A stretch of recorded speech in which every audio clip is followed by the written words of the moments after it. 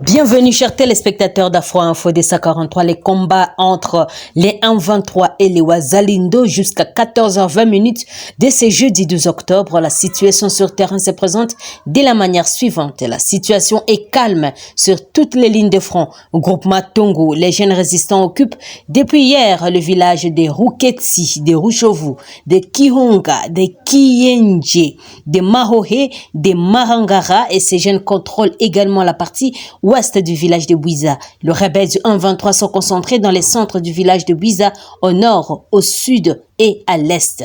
La route Kalingira reste la seule pour l'approvisionnement des rebelles qui sont à Bouiza pour les véhicules, malgré plusieurs embuscades tendues par le Wazalendo et les pertes infligées aux rebelles. Cette route reste sous contrôle des rebelles du 1-23. Sur l'autre front au nord de Rutshuru Centre, les rebelles sont visibles à Kahunga et Kinyandoni, mais du côté nord et de Rutshuru, à moins de 15 km de Kitagoma, frontière entre la RDC et l'Ouganda, les résistants sont dans les villages environnants et les activités économiques se déroulent à Kiwanja.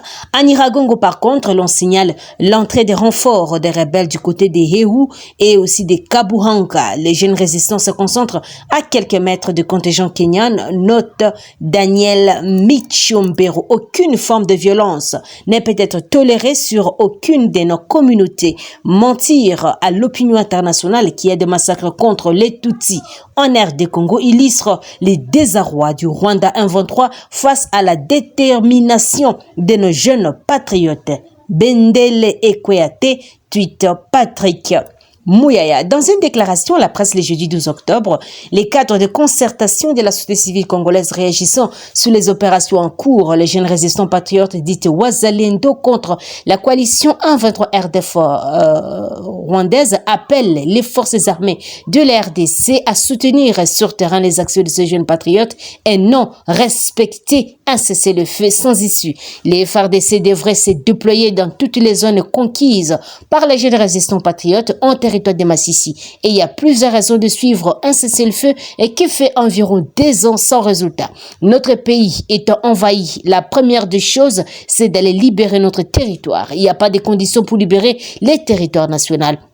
Si les FARDC resteront sur les caprices de la communauté des États d'Afrique de l'Est ou les chefs d'État étrangers, nous considérons que les FARDC obstinent la volonté du peuple congolais et nous allons les pousser par des actions de force pour qu'ils aillent là-bas. Parce que c'est notre territoire national qui est agressé et qui doit être libéré. Et les jeunes se sont donnés volontaires pour aller les libérer et que donc ils font des actions d'appui et de soutien à ces jeunes-là, a dit Placide Nzilamba, coordonnateur national adjoint du cadre de concertation de la société civile congolaise.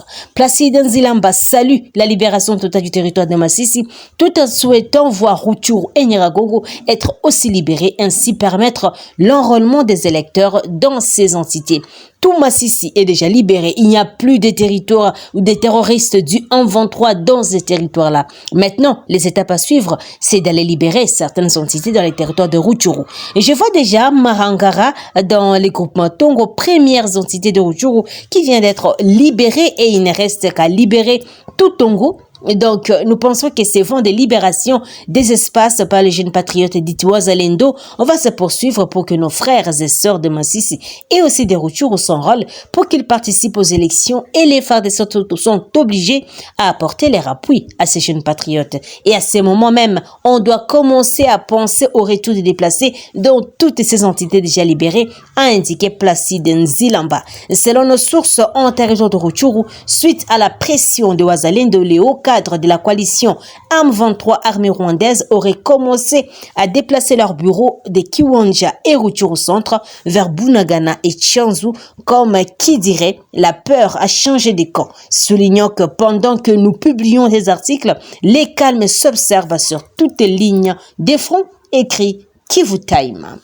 Oui, mon casque bleu des nationalités sud-africaines déployées dans la région de Beni, en province du Nord Kivu, sont aux arrêts depuis le 1er octobre 2023. Des sources proches de la mission onusienne au Congo indiquent que l'arrestation de ce oui élément fait suite à une affaire d'exploitation sexuelle et de violence dans laquelle ils sont présumés impliqués. La MONUSCO indique que dans un communiqué rendu public le mercredi 11 octobre que les mesures conservatoires ont déjà été prises conformément à la politique tolérance zéro du secrétaire général des Nations Unies. Selon ces documents consultés par Actu30.cd, ces mesures conservatoires impliquent notamment la suspension, la détention et les confinements des casques bleus concernés par ces accusations. Ainsi, la mission des Nations Unies pour la stabilisation au Congo condamne fermement de tels comportements qui ne sont pas dignes du personnel des Nations Unies. La MONUSCO veille à ce que l'ensemble de son personnel respecte les normes de conduite les plus strictes et continue ses efforts de prévention. Elle s'engage aussi à réaliser les droits et la dignité des victimes, conclut les communiqués.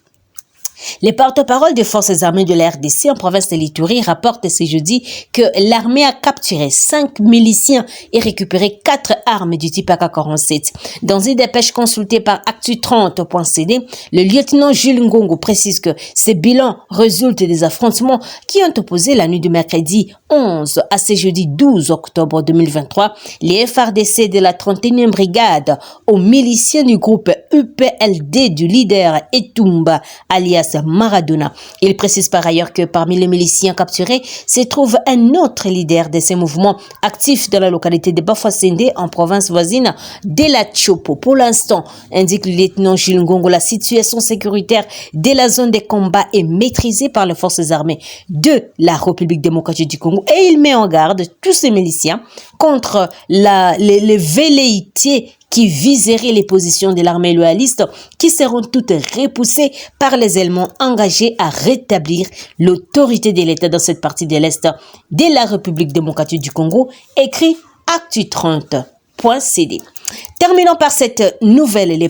Le président de la RDC, Félix Antoine Tshisekedi, a été proclamé ce jeudi docteur honoris causa de l'université de Kinshasa Unikin en sciences politiques et aussi relations internationales. Le chef de l'État a obtenu ce diplôme pour sa meilleure gouvernance au service du peuple, ainsi pour ses nombreuses réalisations en faveur du peuple depuis son accession au pouvoir. Au nom du jury, les recteurs de l'université de Kinshasa, le professeur Jean-Marie Kayembe a épinglé quelques-unes de ses réalisations, notamment l'amélioration des climats des affaires, l'afflux des investisseurs, l'accroissement du budget national, la bonne gouvernance et la lutte contre la corruption.